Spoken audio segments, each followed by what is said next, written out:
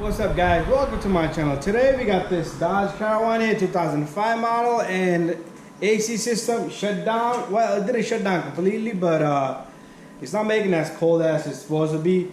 But I did charge the system, so I want to talk about a little bit this light I have. This is a UV ultraviolet light, and these glasses are specially made for that. So what we do is, let me go grab this little guy right here.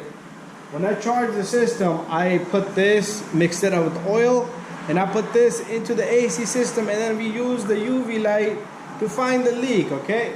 And you need these glasses. So I'm gonna take my GoPro and show you a little bit where the leak is, and hopefully the camera picks it up. But anyways, I am gonna be replacing the AC condenser on this vehicle. So to find a leak, you need to use this stuff, and it's very effective. All you do is charge up the system and just wait for it, and flash some flashlight, this UV light. Make sure it's dark in here, turn off the lights.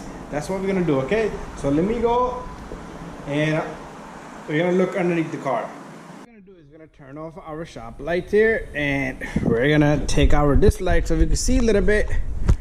We're gonna come over here, turn off the shop light. It's really dark in here. Let me put this light away.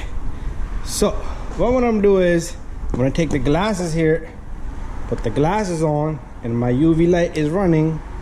Well, you know what? I'll put the glasses in front of the camera instead, so we all can see it, and I can see it right through the camera itself. So what we need to do is we need to get down here, because I found a leak earlier and I looked already. I already diagnosed the problem.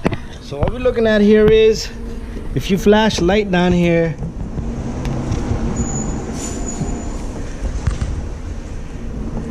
you will find a leak, okay?